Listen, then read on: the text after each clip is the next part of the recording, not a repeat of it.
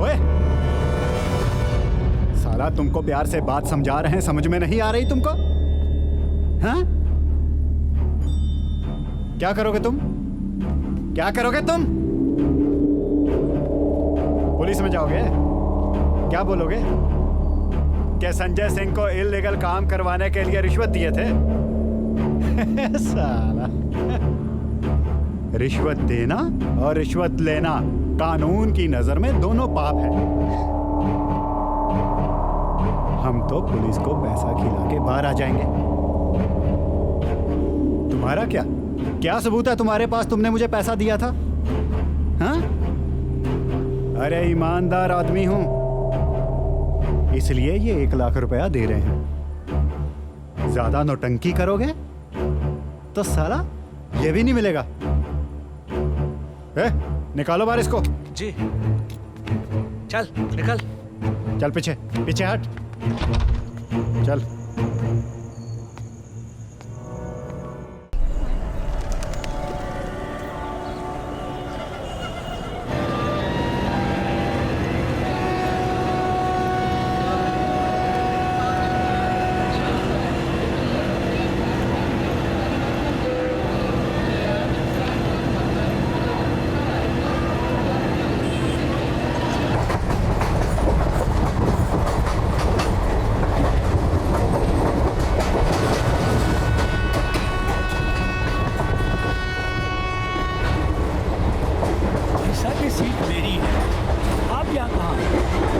आपसे पूछ रहा हूँ, रिजर्वेशन मिला है ना? कहाँ है सीट? शायद आगे मिल जाए। आगे जाइए।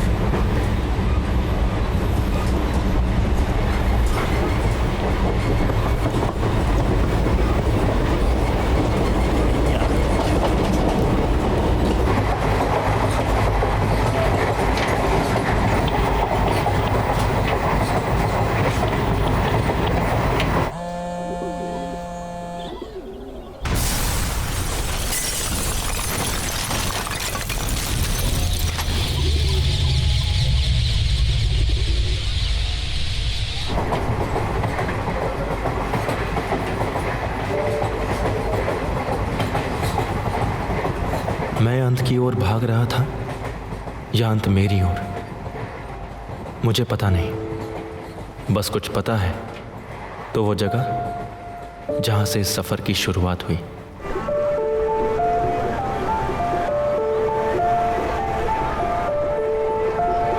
प्रयागराज एक ऐसा पौराणिक शहर जिसका अस्तित्व धर्म कर्म की परंपरा से बना, और सामने दिखाई देती इस दार्शनिक बात की सच्चाई जिसमें पूरे तरीके से विश्वास रखकर चलने वाले लोगों में से एक मेरे पापा महादेव। प्रयागराज की इसी परंपरा को निभाते हुए एक पुजारी जिनका जीवन सुनिए भैया, इस पुश्तैनी काम के साथ आगे बढ़ रहा था।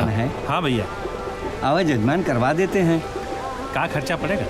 अरे महाराज, पूजा सामग्री का 100 रुपया करीब आएगा और दान दक्षिणा के रूप में जो आपकी इच्छा होगी। इसी काम से की गई कमाई और दान दक्षिणा से मिली चीजों से हमारे पूरे घर का खर्चा चलता। पापा का मानना था कि जैसे धर्म के लिए किए गए कार्य ने उनकी पहचान बनाई, वैसे ही शिक्षा के लिए किया हुआ काम हमारी पहचान बनाएगी, क्योंकि शिक्षित होना भी चले आज एक धर्म है। इसीलिए घर की छोटी आर्थिक व्यवस्था होते हुए भी वो हम तीनों भाई बहनों की पढ़ाई को आगे बढ़ाने के लिए मौके तलाशते रहते। पापा चलिए, घर पे कोई आया है। 2010-11 वो समय जब एक तरफ इंजीनियरिंग की पढ़ाई करना सबके लिए चाह बन गई थी और दूसरी तरफ इसी चाह को राह देने के लिए पूरे देश में कॉलेजेस खोले जाने लगे, और मेरे पापा इस सामाजिक बदलाव को मेरे सुनहरे भविष्य का मौका समझ बैठे। और एक दिन सत्यवान, अरे कहाँ हो बबुआ, आवा। आजकल ये इंजीनियरिंग का फॉर्म और हवाई जहाज का दाम एक ही हो गया है। वो कागज पे प्रैक्टिस कर लो बेटा। अरे आपकी तरह तिलकधारी पंडित नहीं है, 12 पास किए हैं विज्ञान से। हाँ सही कह रही हो, सही कह रही हो। क्या है कि अपने खानदान में पहला इंजीनियर बनने वाला है, अब तो सीधा फॉर्म ही भरेगा। बस ये इंजीनियरिंग का कंपटीशन निकल जाए। जहाँ सरकारी कॉलेज मिला तो समझो नौकरी पक्की। अब आपकी भविष्यवाणी खत्म हो गई हो तो फार्म भर ले। सब खुश थे और उन्हें देखकर मैं भी। अपनी पढ़ाई को आगे बढ़ाने के लिए और परिवार की उम्मीदों की जिम्मेदारी को समझते हुए मैंने कंपटीशन की तैयारी शुरू कर दी। दिन रात मेहनत भी हुई, बबुआ, लेकिन जब रिजल्ट आया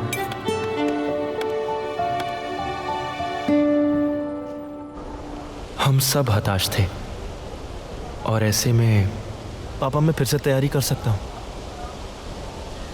या फिर बीएससी कर लूँ, उसमें भी फ्यूचर अच्छा है। नहीं बेटा, सारा समाज और दुनिया जानती है कि तुम क्या करने वाले हो।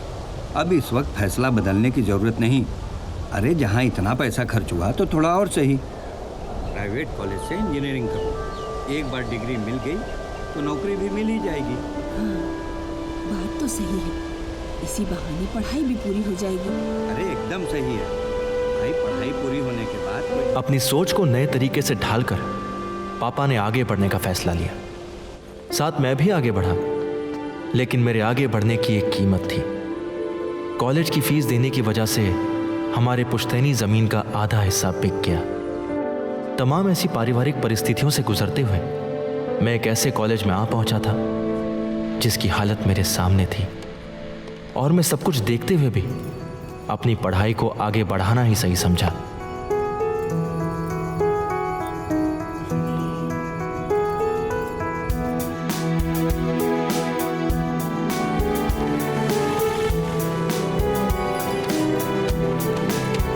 भैया इसमें मिल जाए।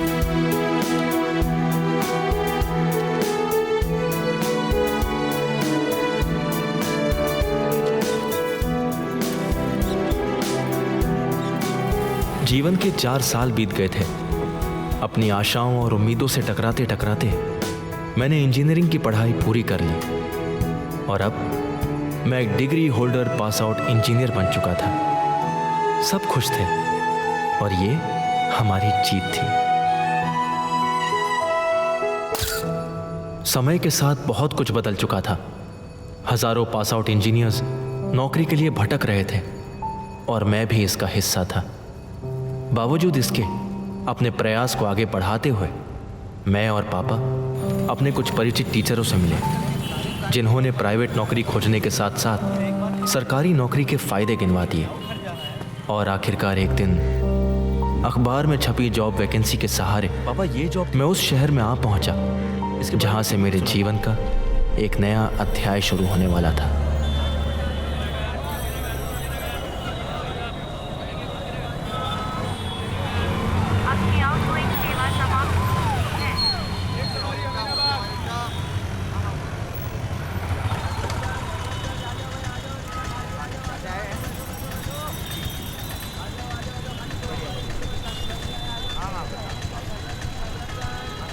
Hello, good morning ma'am. जी मैं सत्यवान शुक्ला। मैम इंटरव्यू के लिए कंफर्मेशन लेना था। कब है? जी अच्छा, मैं पहुंच जाऊंगा। Thank you.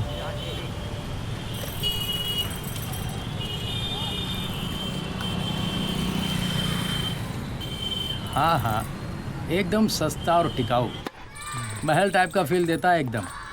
देख लीजिए, कमरा एकदम एयर कंडीशन वाला है। अब क्या है कि छत काफ़ी ऊंचा है ना, इसलिए अभी आप खुद ही देख लीजिएगा। मकान मालिक ज़रा संभाल कर, मकान मालिक पब्लिक सर्विस भी देते हैं। जैसे ये बगल वाला बच्चों का स्कूल खुद यही चलाते हैं, और चुनाव के दौरान बगल वाले कमरों में पार्टी के कार्यालय भी खुलवा देते हैं। आप कमरा देखिए। जी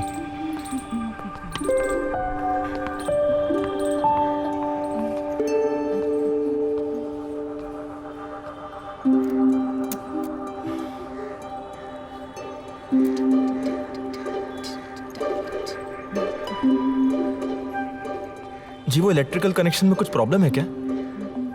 लाइट नहीं जल रही है।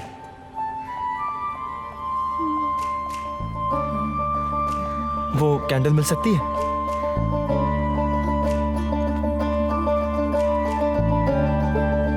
कैंडल? सॉरी, मैं तो भूल ही गई थी। अपना कैंडल जला लीजिए और मेरा कैंडल बुझाकर वापस कर दीजिए। लेकिन मेरे पास तो कुछ भी नहीं है, मतलब कैंडल्स भी नहीं है। क्या है कि मेरे दादाजी थोड़े कंजूस है, इसीलिए कैंडल के पैसे भी रेंट के साथ ही दे दीजिएगा। और हाँ, इस रूम की वायरिंग थोड़ी सी लूज है, पर नो इश्यूज, कल तक वायरिंग ठीक हो जाएगी। कैंडल और भी रखे हुए हैं, जब जरूरत होगी मांग लीजिएगा।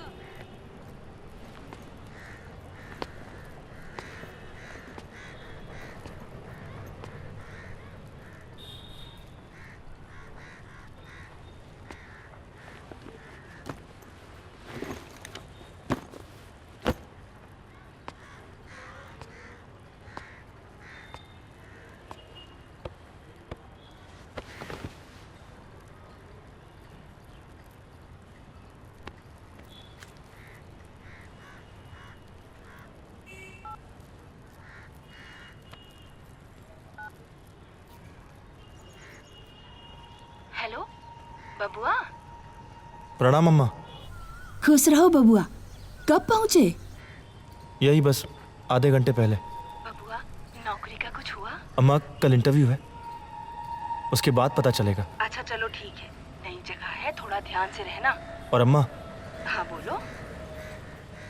पापा से कहना सब कुछ मेरे मन में मेरे साथ चल रहा है और मैं सब कुछ ठीक करने के रास्ते पे ही हूँ। हाँ बबुआ, छोड़ो ये सब, तुम अपनी तैयारी करो, बस हम सब यही चाहते हैं। अब रखो। प्रणाम अम्मा। जगह बदलने के साथ साथ मेरे लिए जिम्मेदारियों का दायरा भी बढ़ चुका था, इसलिए मुझे प्राइवेट नौकरी खोजने के अलावा सरकारी नौकरी पाने के लिए भी रास्ता बनाना था, जिसकी तैयारी की शुरुआत करने के लिए मैं सबसे पहले एक बुक सेंटर पहुंच गया। भैया, ये स्टेट जूनियर इंजीनियर का फॉर्म कब तक आएगा? भैया अभी तक तो कोई नोटिफिकेशन नहीं आया, कुछ दिन बाद आकर पता कर लीजिए। सीट्स कितने होते हैं उसमें कुछ अंदाज़ा है? भैया सरकारी विभाग है, कभी सीटें 11 आती हैं तो कभी 111, और अंदाजन बता पाना थोड़ा मुश्किल है। और रिजर्वेशन? भैया वो सब तो वैकेंसी निकलेगी तभी पता चलेगा, और सरकारी नौकरी चाहते हैं तो भाग्य के भरोसे तैयारी शुरू कर दीजिए, वैकेंसी जब निकलेगी तब निकलेगी।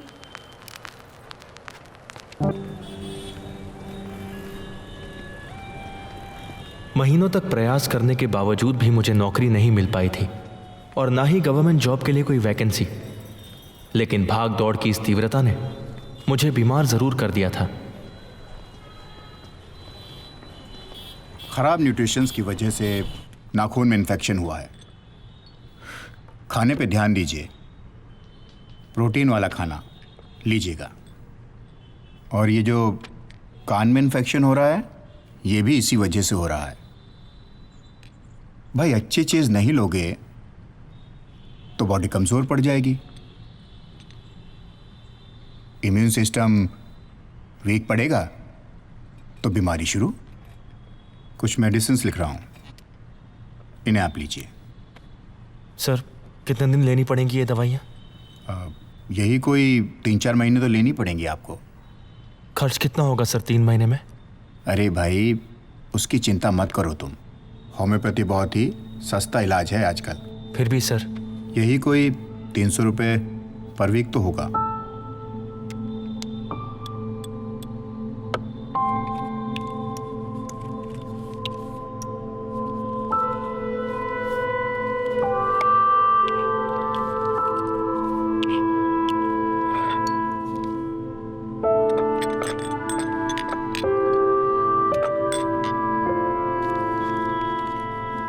Thank you sir.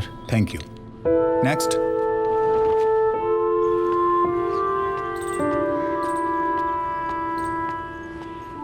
अरे सुनिए, वो लाइट का कनेक्शन ठीक हो गया है। पुरानी वायरिंग है ना, तो थोड़ा सॉरी उसके लिए।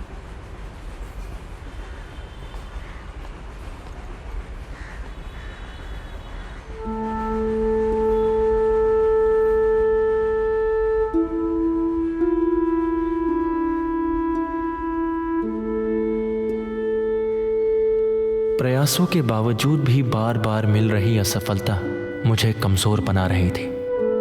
वहीं दूसरी तरफ मेरी जिम्मेदारियां मेरे कमज़ोर पड़ रहे मनोबल को थामे मुझे आगे बढ़ने का हौसला देती रहती।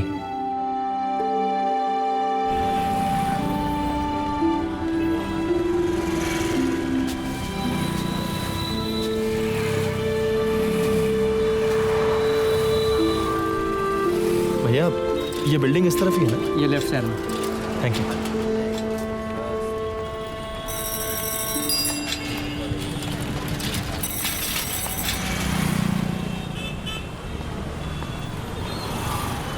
वैसे कौन से कॉलेज से आपने इंजीनियरिंग की है? Sir, Indian college for engineering and rural technology. Okay, लेकिन आपके पास इलेक्ट्रॉनिक्स सेक्टर का कोई एक्सपीरियंस नहीं है, इसलिए तब तक आपको इंटर्नशिप पे रहना पड़ेगा। और इसके बाद की जो बातें हैं वो आपके परफॉर्मेंस पे डिपेंड करेंगी। जी तो कितना पेमेंट आप एक्सपेक्ट करते हैं? सर, जो आप देते हो इस पोजीशन के लिए। अच्छा, सैलरी शुरू होगी आपके इंटर्नशिप के बाद, लेकिन हम लोग कन्वेंस में जो है आपको 5000 रुपीज़ देंगे। रिसेप्शन से वर्कशॉप का एड्रेस ले लीजिए जी, और कल 10 बजे पहुंच जाइएगा। Thank you. ओके।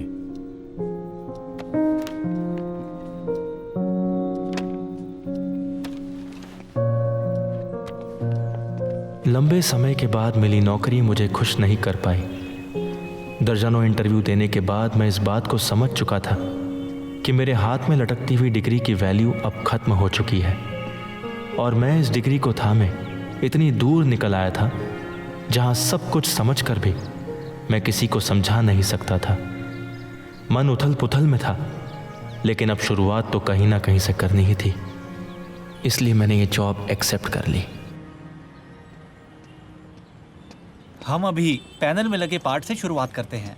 देखो ये ग्रीन दिख रहा है ना, ग्रीन। हाँ। ये दोनों एक चेंजर है। शंट ए मीटर रीडिंग है। हाँ। लॉक हो जाने पर मशीन जब ऑन होगा ऑफ होगा, हाँ। तो आप इसको जान लेंगे कि ये मशीन कैसे काम बिल्कुल। करती है। ये मशीन भी सेम काम करती है, और इसमें ध्यान रखें कि ये आगे पीछे ना हो पाए। ठीक है।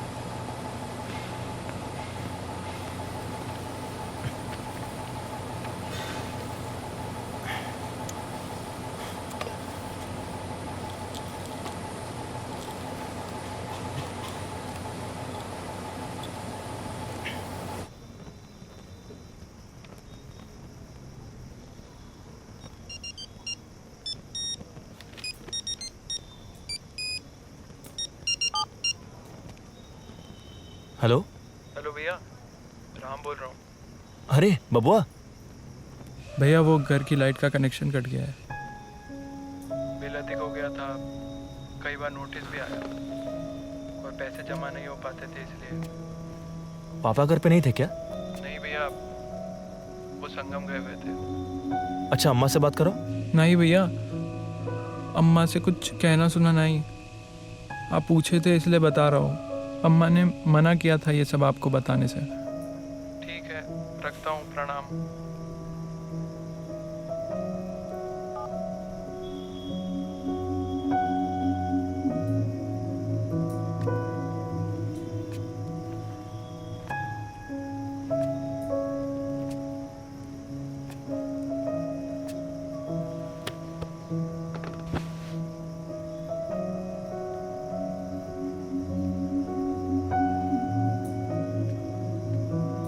अरे वाह,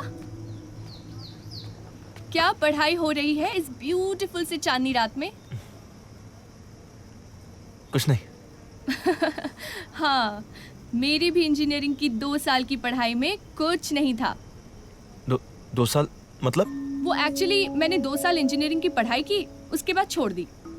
अरे कबाड़ कॉलेज था, ना ढंग का लैब, ना ढंग के टीचर्स, एक्चुअली ढंग का कुछ था ही नहीं।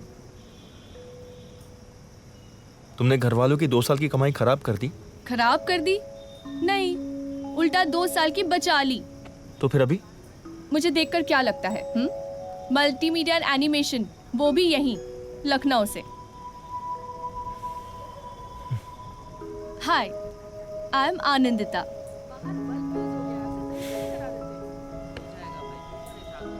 सत्यवान शुक्ला। वैसे लखनऊ में यहाँ पर एक फेमस जगह है जहाँ पर एनुअल फेस्टिवल होता है। I mean, साल के जितने भी फेस्टिवल्स होते हैं ना, उनको एक साथ फेयरवेल दिया जाता है। पूछो कैसे? कैसे? उन सबको एक साथ मनाकर, दिवाली, दशहरा, होली, सब कुछ एक साथ। इन किताबों से फुर्सत मिले तो कभी दिखवा लाए तुमको लखनऊ।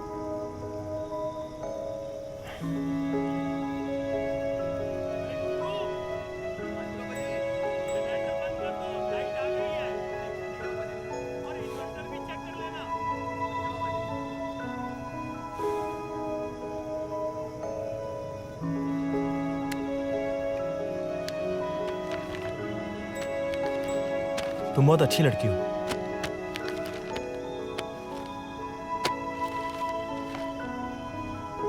हमेशा ऐसे ही रहना। कुछ काम है, पहले पूरे कर लूं। Good night. Good night.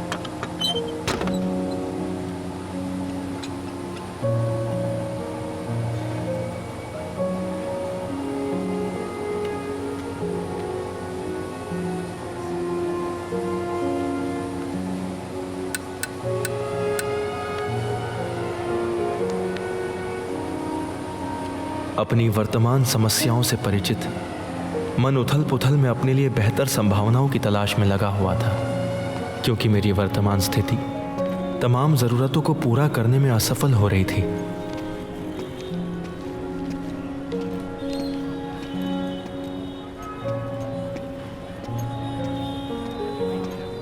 देखिए, आपके डिग्री के हिसाब से तो हमारे पास कोई पार्ट टाइम जॉब नहीं है। हाँ, कॉल सेंटर में काम मिल सकता है, लेकिन नाइट शिफ्ट में। सर, वो पे कितना करेंगे? 7 से 8 हज़ार मिल जाएगा आपको। जी सर, थैंक यू। ओके।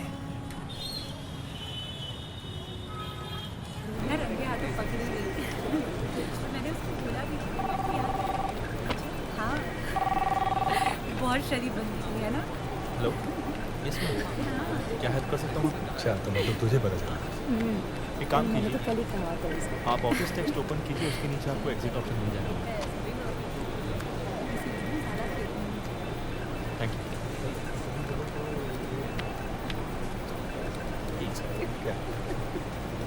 पूरा कंसाइनमेंट रिजेक्ट हो गया तुम्हारी वजह से।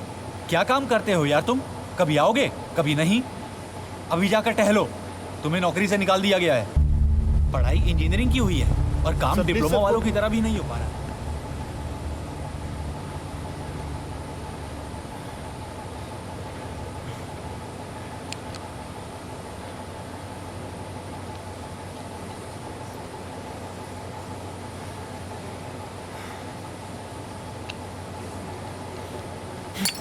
चार सीबी और मंगवा दीजिए। कैसे डॉक्टर आप? कब से दवाई ले रहा हूँ, कुछ ठीक नहीं हुआ है। अभी भी दर्द होता है, रात भर सो नहीं सकता हूँ मैं। कान का कुछ ठीक नहीं हुआ है। मजाक हो रहा है? तो पैसा वापस कर दीजिए मेरा। मजाक है क्या? सर्टिफिकेट लगा हुआ है यहाँ, ये लो वो लो, सस्ता इलाज है। कुछ ठीक नहीं हुआ है, क्या करूँ मैं अभी? होम्योपैथी में टाइम लगता है। कितना टाइम लगेगा? आपने कहा था 3 महीने।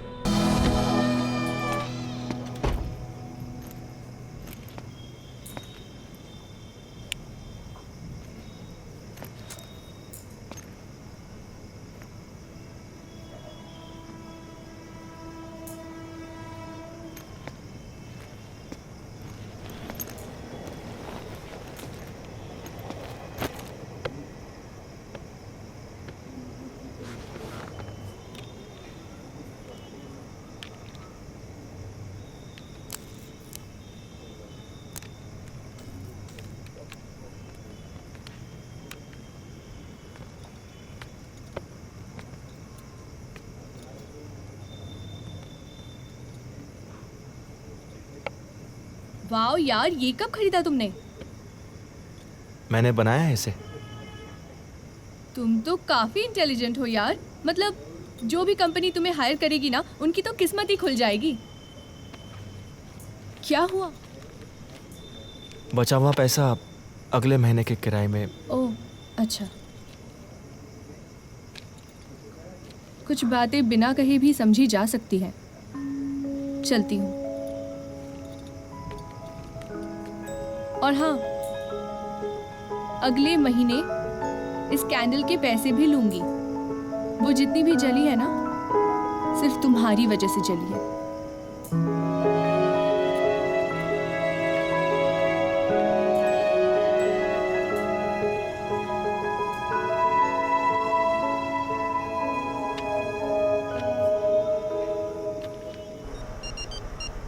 हेलो, क्या हुआ बबुआ?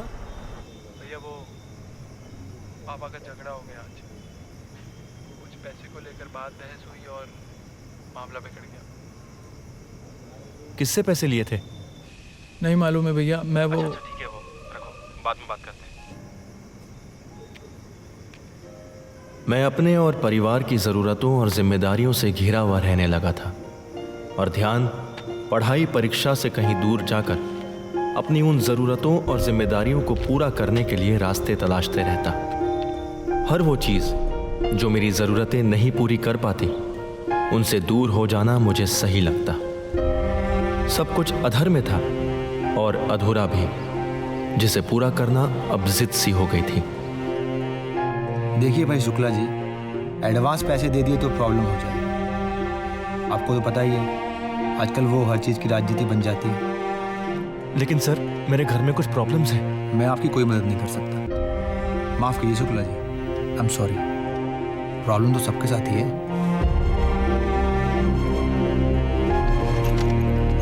अरे भाई साहब, हम जॉब दिलाते हैं, पैसा कहाँ से दिलवाते हैं आप?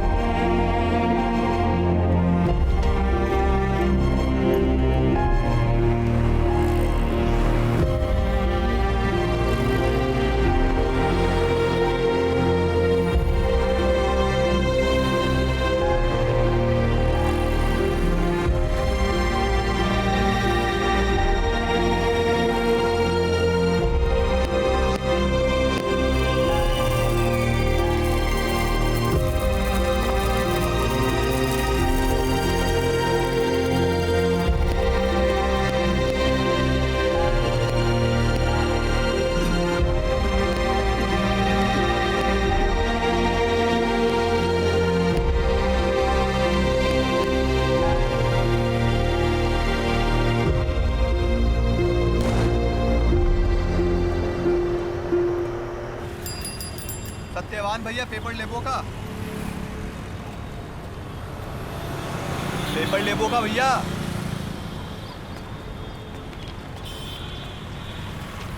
महीना कल पूरा हो जाएगा, हिसाब कर लीजिएगा।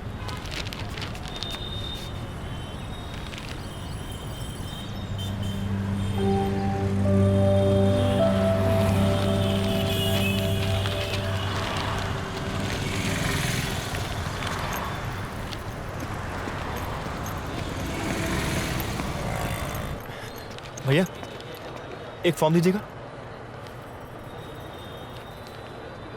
सीट कितने हैं? कुल मिलाकर 14 हैं। और रिजर्वेशन? इस बार जनरल कैटेगरी में तो बस 2 ही सीटें हैं। कंपटीशन काफ़ी टफ होगा इस बार। ठीक है भैया, ये आप वापस रख लीजिए। इतनी जल्दी घबरा भी गए? चलिए फिर कभी। हाँ भैया, आपका क्या है? जीवन के सबसे महत्वपूर्ण फैसले पर मैं डगमगा गया। शायद मेरा आत्मविश्वास भी जवाब दे ही देता कि एक तो जल्दी कोई नौकरी नहीं और मिली भी तो 14-15। यही नहीं, 2-4 सीट तो सेटिंग करके ही निकाल दी जाती है। क्या बात कर रहे हो यार? अरे हाँ भाई, और वो अपने कॉलोनी में भगत है ना? कौन भगत? अरे वही भाई, ड्राइवर। अरे वो जो मंत्रालय में गाड़ी चलाता है। ओह अच्छा अच्छा, हाँ हाँ हाँ। अरे उसके बेटे की नौकरी लग गई मंत्रालय में, वो भी सरकारी। अरे तुम लोग तो जानते हो ना, हैं? बचपन से लेकर के जवानी तक हमेशा गणित में फेल ही होता था, लेकिन आज जो है सब। वक्त ने मेरे सामने एक ऐसी परिस्थिति लाकर रख दी थी जिसने मेरे सोचने और समझने के तरीके को पूरी तरह से बदल कर रख दिया था। उन लड़कों की बातों पर अब भरोसा था। भरोसा इसलिए भी क्योंकि मेरे पास पीछे जाने का कोई रास्ता नहीं था और आगे बढ़ने का सिर्फ एक। और मुझे इस बदली हुई सोच के साथ चलना सही लगा।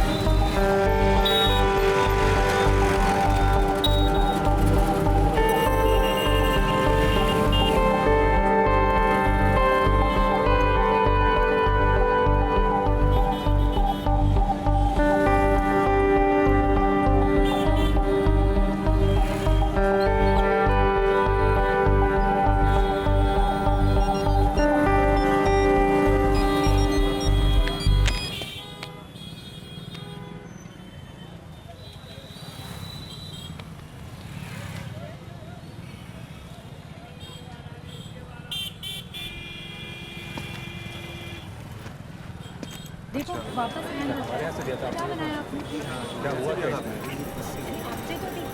वक्त मुझे मेरे ज़रूरत के हिसाब से चीज़ें दिखाना शुरू कर चुका था। जब मैं अपने टूटे हुए फ़ोन की LCD बनवाने इलेक्ट्रॉनिक मार्केट में पहुंचा, हर तरफ मोबाइल फ़ोन की दुकानें और हर तरफ उसी से जुड़ी समस्या व समाधान। बस मैं यही सुन पा रहा था उस दिन उस भीड़ में। इन आवाज़ों की शोर ने मुझे यह एहसास करा दिया था कि किसी प्राइवेट नौकरी से अधिक पैसे मुझे ये काम दे सकता है। और हुआ भी यही। अब ना कोई काम मेरे लिए सही गलत रह गया था और ना ही छोटा बड़ा।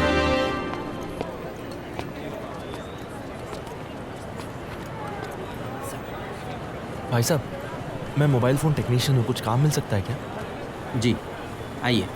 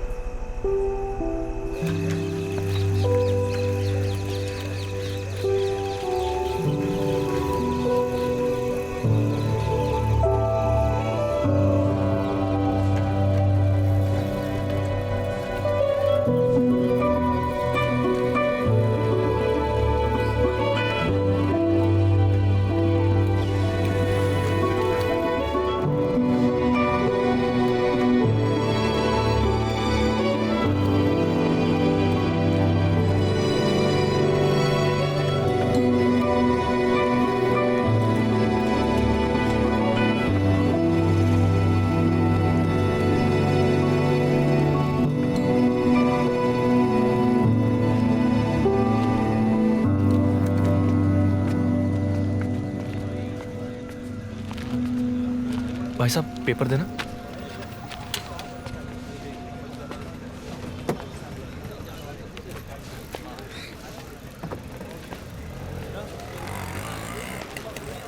भाई साहब, कितनी कमाई कर लेते हैं दिन की? बस भैया 100 से 200 रुपये कमा लेता हूँ। 4 बजे उठाता हूँ, 8 बजे काम ख़त्म।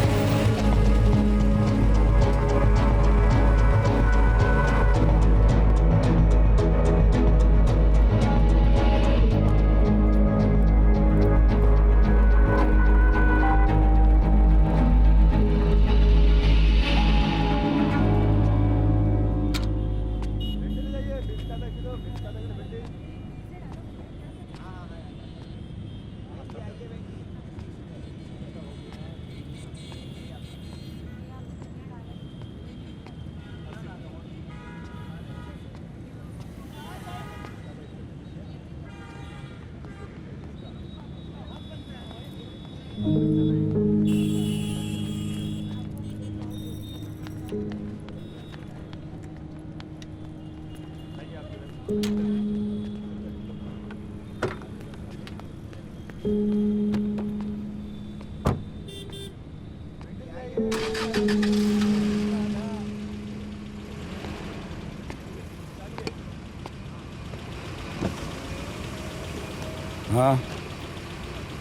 सर, मैं सत्यवान पेपर बेचता हूँ।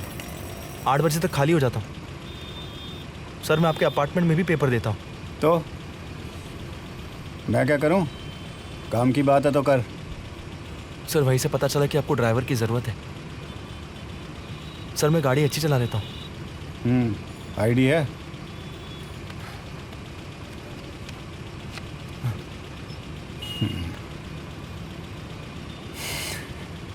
पंडित हो? ठीक है, सुबह 10 बजे आ जाना। 10 से 7 की ड्यूटी रहेगी। 10,000 मिलेगा महीने का। ठीक है?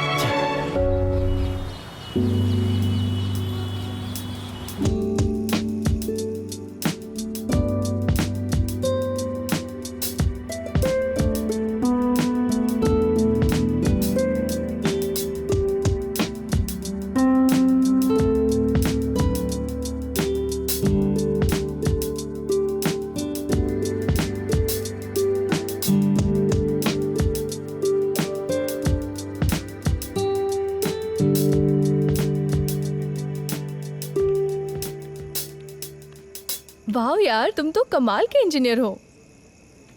इंजीनियर नहीं, टेक्नीशियन।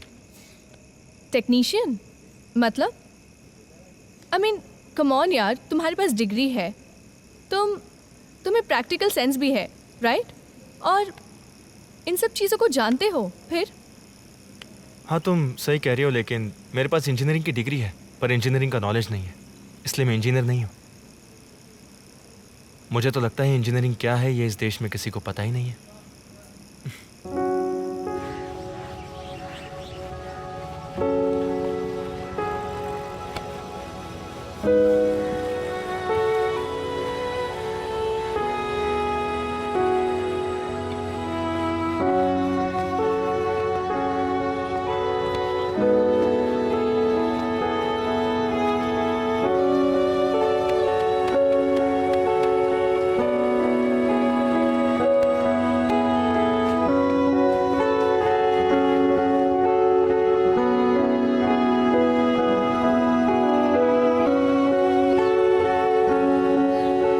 वो दूसरी निकालो जरा।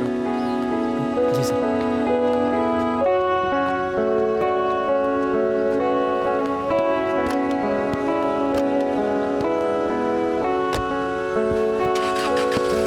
हाँ नमस्कार, आप ही को याद कर रहे थे और आपका फ़ोन भी आ गया। मुझे मेरा ड्राइवर बनना सार्थक लगने लगा था जब मैंने उस अधिकारी की बातें सुनी। उन लड़कों की बोली हुई सारी बातें मुझे सच होती हुई दिखाई दे रही थी और अब मैं मौके की ताक में था। हाँ पापा, परसों बैंक जाऊंगा। नमस्ते साहब। नमस्ते। रखता हूँ पापा, प्रणाम।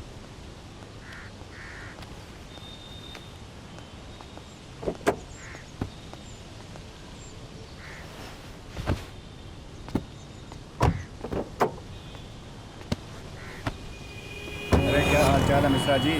अरे मिलेंगे 2-4 दिन में। हाँ, अरे बिजी चल रहे हैं आजकल बहुत। हाँ, वो सेंट्रल गवर्नमेंट का काम भी आ गया ना काफ़ी। हाँ चलो ठीक है, ओके।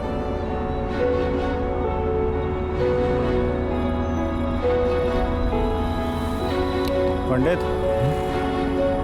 हाँ कुछ गिफ्ट पेपर लेना है कवरिंग के लिए, मार्केट में ले लेना। जी। धीरे धीरे समय बीत रहा था और दूसरी तरफ मेरे एग्ज़ाम्स की डेट नज़दीक आ रही थी। एक बड़े अधिकारी के सामने अपनी बात रखने को लेकर मैं डरा हुआ था।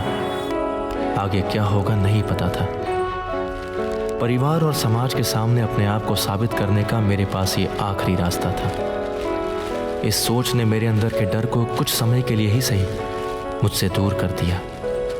और मैंने उस अधिकारी के सामने अपनी बात रखने का फैसला लिया।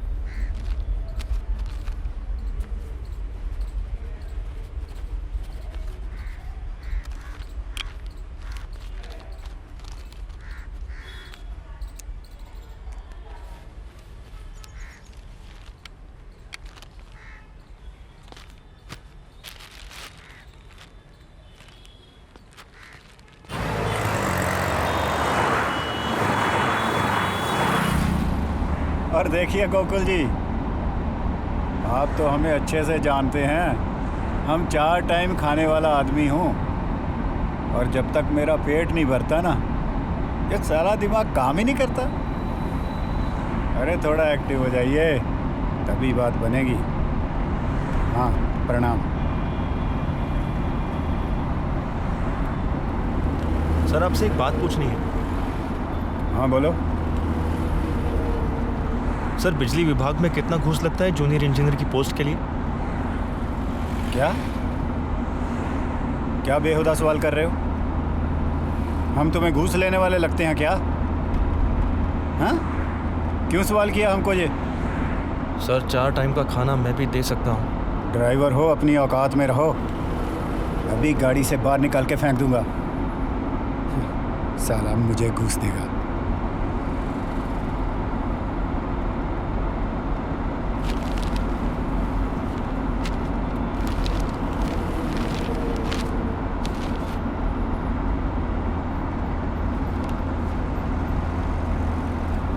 ये तूने जूनियर इंजीनियर वाली बात क्यों की बे? सर, मैंने इंजीनियरिंग की है इलेक्ट्रॉनिक्स में। इंजीनियर हो? जी। तो ड्राइवरगिरी क्यों कर रहे हो? सर, वो इसलिए क्योंकि सरकारी नौकरी पाने के लिए जो काबिलियत चाहिए वो मुझ में है नहीं। इंजीनियरिंग काहे को किए? हाँ, पीली टोपी पहन के मोहल्ले वालों को दिखाना था क्या? सर, आपके साथ रहा तभी तो पता चला आपको 4 टाइम खाने की आदत है। ज्यादा चपड़ चपड़ मत कर। 15 लाख रुपया लगता है बिजली विभाग में नौकरी पाने के लिए। अगर औकात है तो बात करना हमसे, नहीं तो जहां बैठे हो वहीं बैठे रहो। सर, आप काम शुरू कीजिए, मैं 1 हफ्ते में पैसों का इंतजाम करके आपको दे देता हूँ।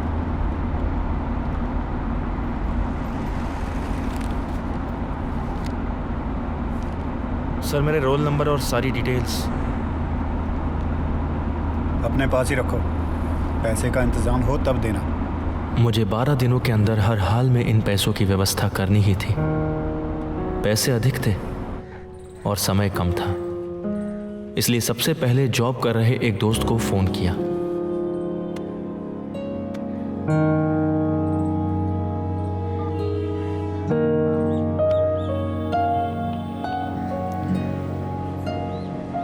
हाँ, सत्यवान बोल रहा हूँ।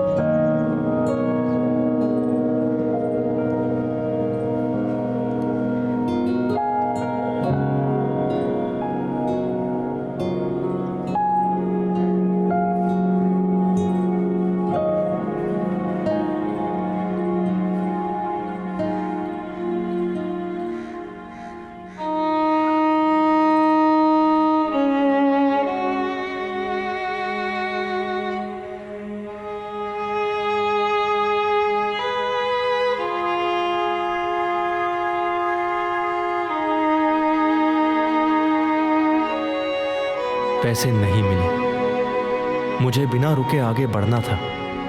डिग्री पर लोन मिलने की बात अखबार में पढ़ रखी थी, इसलिए एक प्रयास उसके लिए भी किया और अपनी धूल खाती हुई डिग्री लटकाकर फिर चल पड़ा।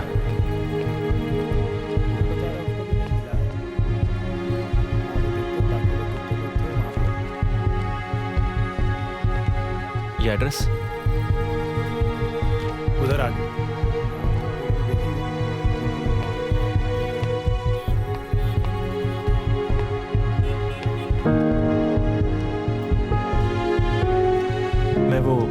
डिग्री लेके आया था वो लोन के बारे में, एक बार देख लीजिएगा आप। लाइए लाइए।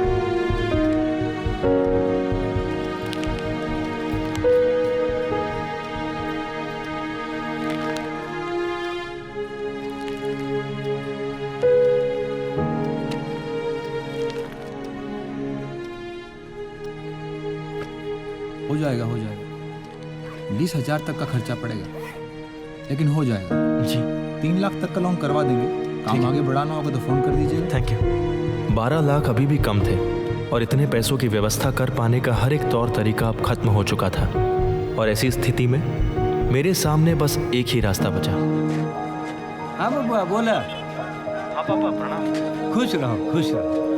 पापा वो कुछ जरूरी बात करनी है आपसे। हाँ बेटा बोलो। पापा वो बोलो बोलो। पापा वो काम पूरा कराने के लिए मुझे अधिक पैसों की जरूरत है।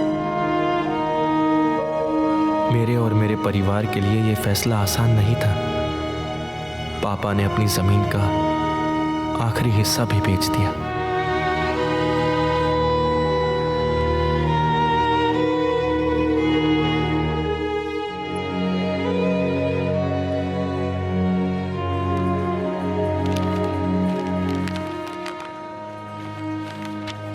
पैसे दीजिए आप। पैसा दीजिए।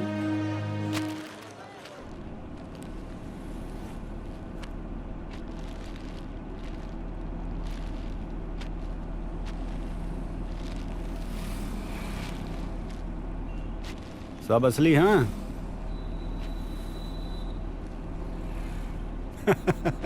अरे मजाक कर रहा था पंडित जी। अब आप कर लो इंजीनियर बनने की तैयारी। वो पेपर देना अपना रोल नंबर वाला।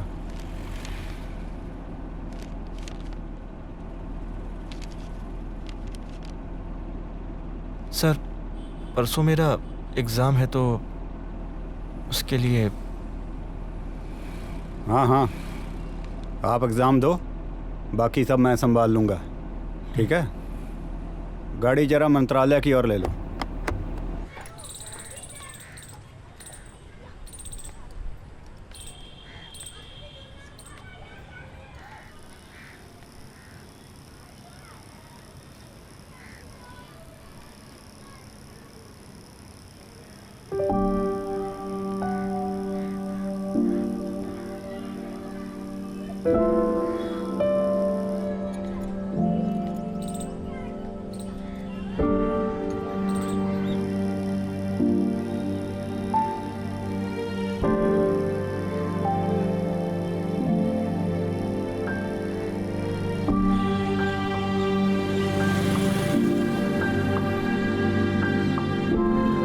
हमारे सपने सच होने वाले थे। एग्ज़ाम चाहे जैसा भी होता, रिजल्ट मेरे ही फेवर में था। मैं जीतने वाला था और इस जीत की खुशी में मैं किसी और को भी शामिल करना चाहता था।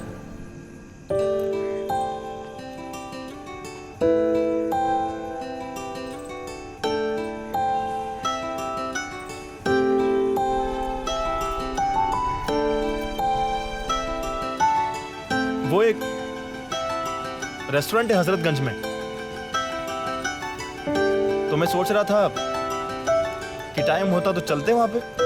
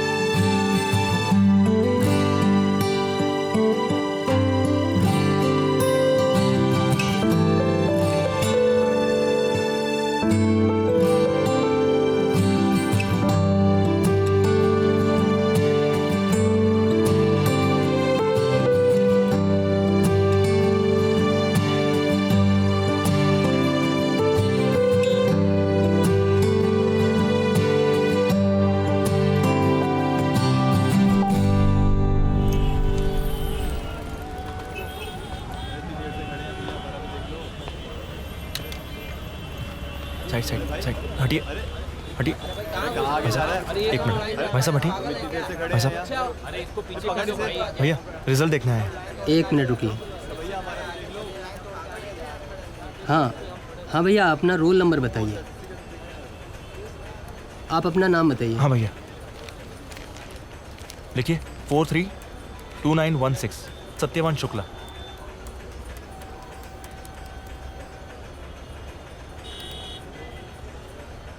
क्या हो भैया?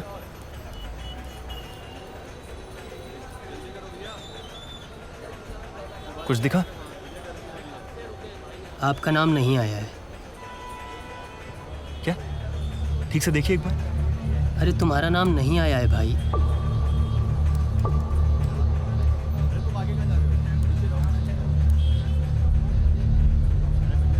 पूरी लिस्ट में आपका नाम नहीं।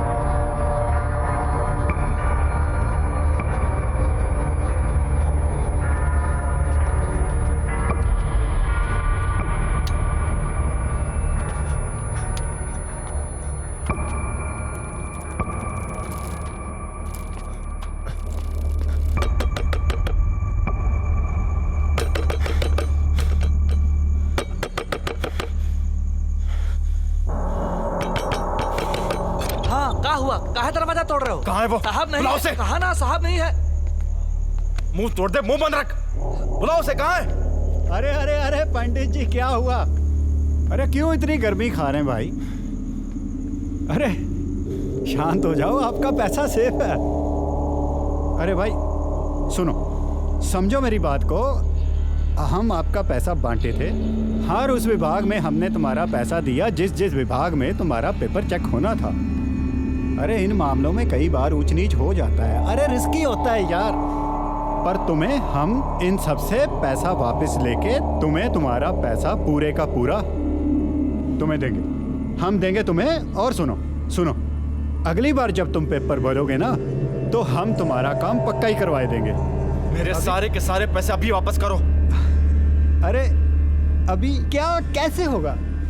देखो अभी सबसे पैसा वापस लेंगे, समय जाएगा ना थोड़ा, तो हम ऐसा करते हैं, मैं ऐसा करता हूँ, 1 लाख रुपया मेरे पास है अभी, वो हम अभी तुम्हें देते हैं। जा जा अभी देते हैं 1 लाख रुपया भाई, बाकी काम के लिए। अरे सुनो सुनो, बाकी काम के लिए, अरे सुनो तो, बाकी काम के लिए हमें 2 4 5 दिन और दो। ये लो, ये हमारे पास है जो, ये रखो। मेरे सारे पैसे अभी वापस करो, अभी वापस करो पैसे। रुको बता, छोड़ मुझे, छोड़। ओए साला, तुमको प्यार से बात समझा रहे हैं, समझ में नहीं आ रही तुमको? हाँ क्या करोगे तुम? क्या करोगे तुम? पुलिस में जाओगे? क्या बोलोगे? क्या संजय सिंह को इल्लीगल काम करवाने के लिए रिश्वत दिए थे? साला, रिश्वत देना और रिश्वत लेना कानून की नजर में दोनों पाप है। हम तो पुलिस को पैसा खिला के बाहर आ जाएंगे। तुम्हारा क्या सबूत है तुम्हारे पास तुमने मुझे पैसा दिया था? हाँ? अरे ईमानदार आदमी हूं, इसलिए ये 1 लाख रुपया दे रहे हैं। ज्यादा नौटंकी करोगे तो साला ये भी नहीं मिलेगा। निकालो बाहर इसको। जी चल निकल। चल पीछे पीछे हट, चल।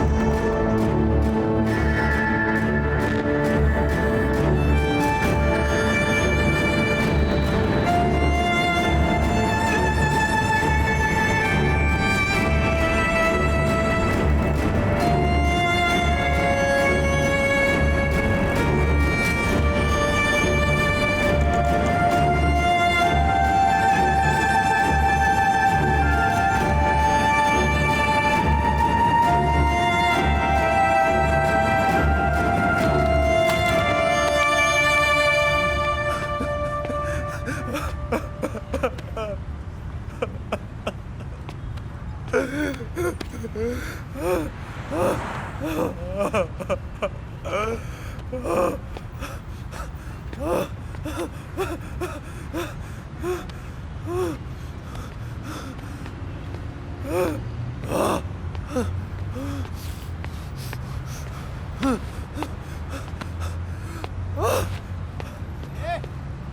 पागल, ए पत्थर फेंक रहा है, पत्थर क्यों फेंक रहा है?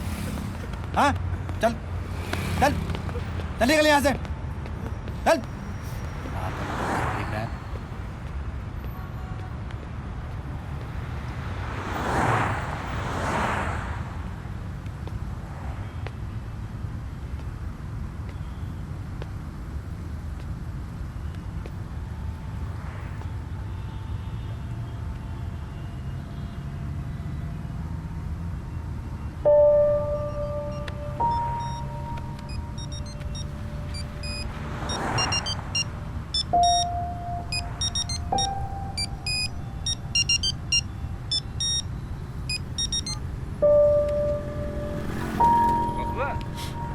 अरे कहाँ थे? कभी से फोन कर रहे हैं तुमको, उठाया नहीं। पापा, हाँ बबुआ, बोलो बोलो, क्या हुआ? मेरा सिलेक्शन नहीं हुआ पापा।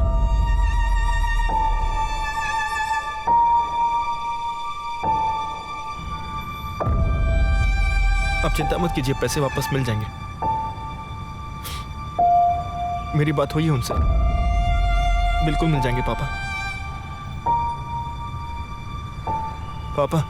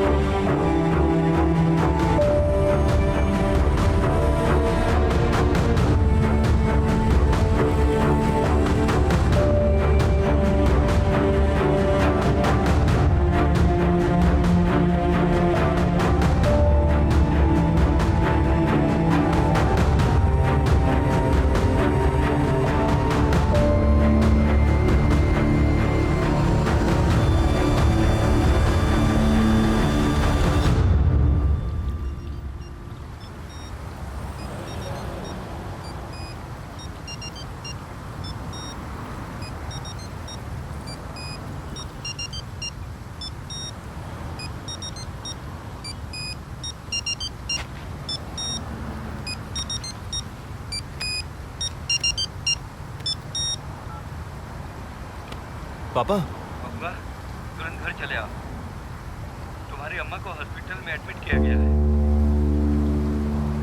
जी पापा, मैं अभी निकलता हूँ। हाँ जाओ, जल्दी से। हाँ।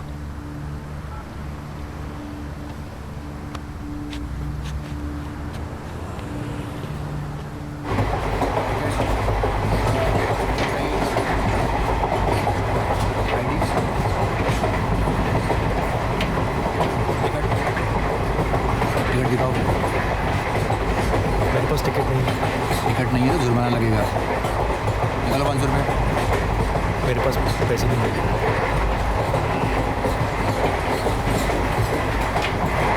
देखो भाई, 100 रुपये दे दो और निकल जाओ। पैसे नहीं है मेरे पास। क्या? इतना तो हर कोई लेके चलता है यार। कहा ना मेरे पास नहीं है पैसे। चलो आओ हमारे साथ, मेरा स्टेशन आ रहा है, जाते हैं थाने में। चलिए आइए।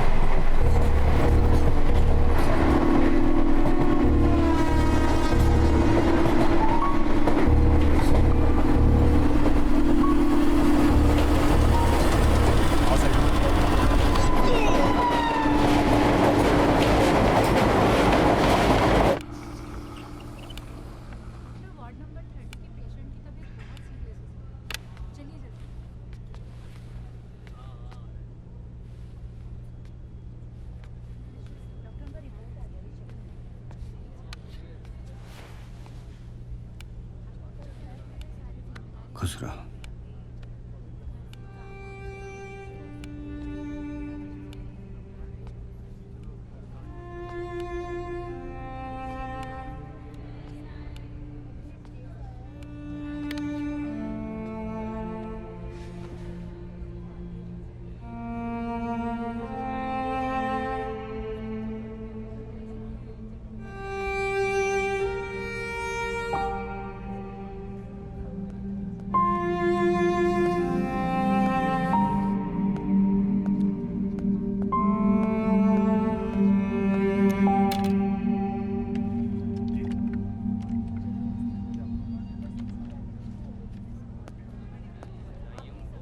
पंडित जी, आप मेरे साथ आइए।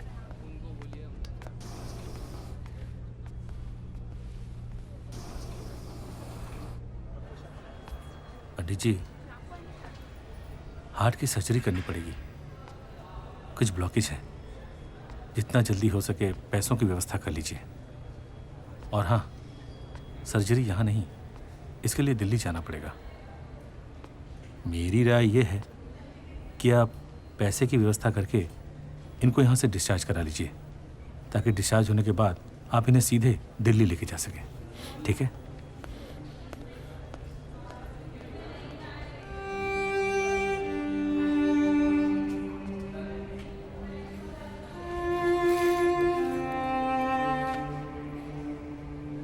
बाकी पैसों का इंतजाम भी हो जाएगा। तुमने अपना कर्म किया, अच्छा या गलत मुझे नहीं पता। तुम चोर नहीं हो बेटा।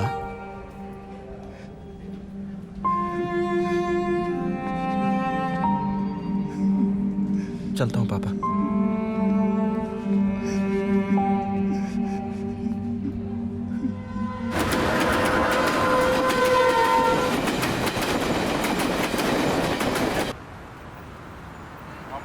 हाँ, मेरे पैसों का क्या हुआ? 3-4 दिन बाद कॉल करो, अभी पैसे नहीं मिले हैं।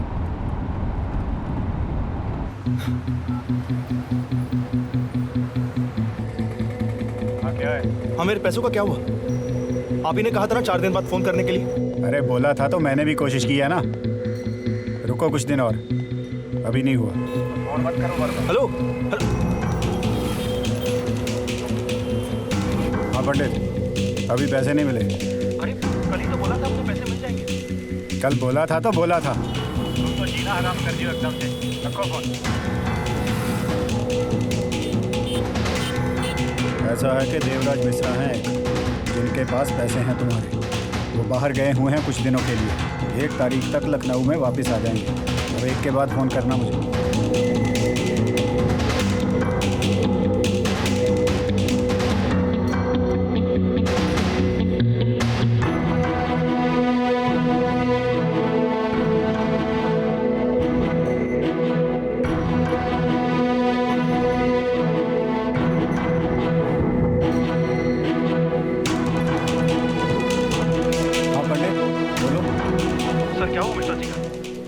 तारीख को आने वाले थे। आपने बताया था ना कि मेरे पैसे उन्हीं के पास है। कौन आने वाला था 1 को?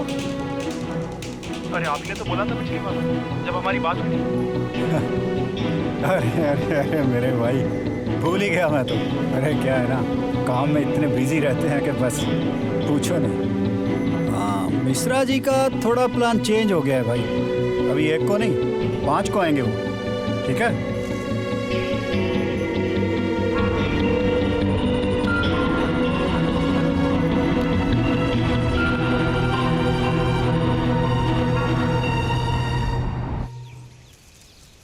महीनों तक उस अधिकारी ने मुझसे दिन गिनवाए। पैसे नहीं देना चाहता था वो। मेरे पास समय कम था, मुझे जल्द से जल्द पैसे लेकर दिल्ली पहुंचना था। और ऐसी स्थिति में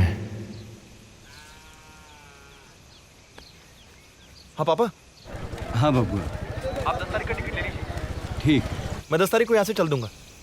बबुआ पैसे का क्या होगा? हाँ, पैसे मिल जाएंगे 10 तारीख को। ठीक है, मैं अभी डॉक्टर से बात कर लेता हूँ।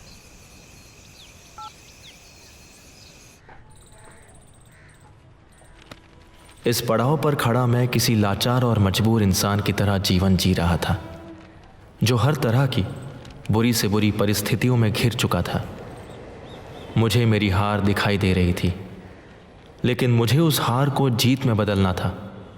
इसलिए मैंने उस अधिकारी के साथ फिर से काम करने का फैसला लिया। अरे एक बार जब तुम्हें बता दिया कि तुम्हारा पैसा तुम्हें 20 को मिलेगा, समझ में नहीं आती बात? मैं इधर खाली बैठा हूँ फ़ोन सुनने के लिए। संजय सर, मैं बहुत परेशान हूँ सर। जब से काम छोड़ा है आपके यहाँ से, तब से अपना खर्चा भी नहीं चला पा रहा हूँ। आपसे रिक्वेस्ट है सर, मुझे काम पर रख लीजिए प्लीज़। 1-2 हज़ार कम दीजिएगा, चलेगा? हाथ जोड़ता हूँ सर, मुझे काम पर रख लीजिए। कम से कम मेरा घर तो चलेगा। अरे ये की तुमने पंडितों वाली बात। ठीक है, आ जाओ कल से।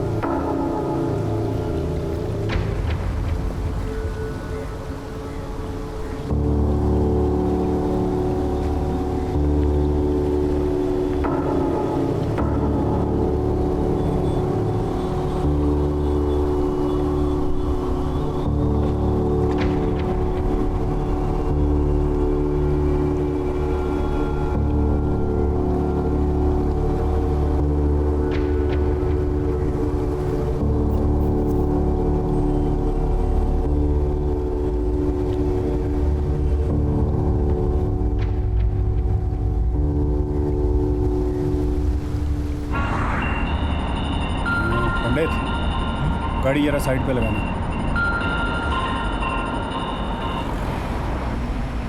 हाँ जी, प्रणाम नेताजी। जी जी, जस्ट 1 सेकंड होल्ड कीजिए बस। तुम थोड़ा बाहर टहलो, कुछ ज़रूरी बात है, बाहर टहलो। जी जी, प्रणाम। कैसे हैं आप?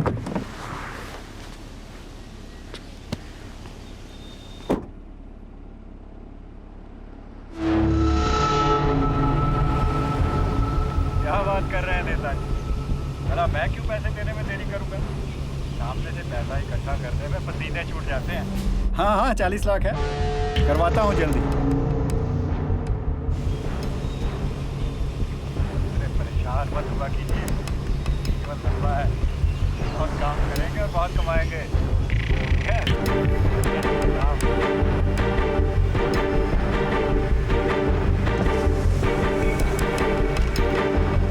आ जाओ भी पंडित।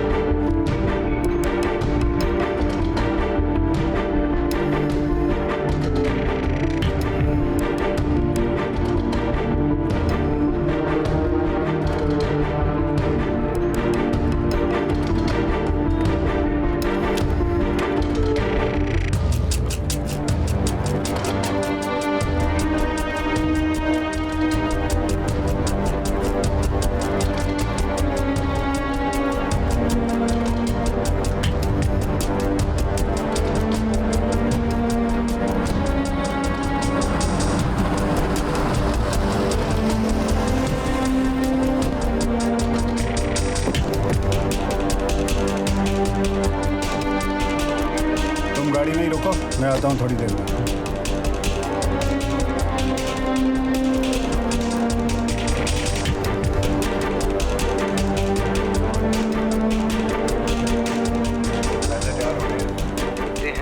अरे हाँ हाँ भाई, पूरे हैं। ठीक है, परसों मिल लेते हैं और मैटर एक्सचेंज कर लेंगे फिर। अरे नहीं नहीं, पिछली बार की तरह कुछ नहीं होगा। मैं कोई अधिकारी नहीं हूँ, पकड़ा भी जा सकता हूँ। तो मैं क्या करूँ? फिलहाल हो तुम भी मेरी ही तरह अधिकारी हो। हाँ जी, कहिए। भैया ये मोबाइल का प्राइस क्या होगा? 100 रुपये।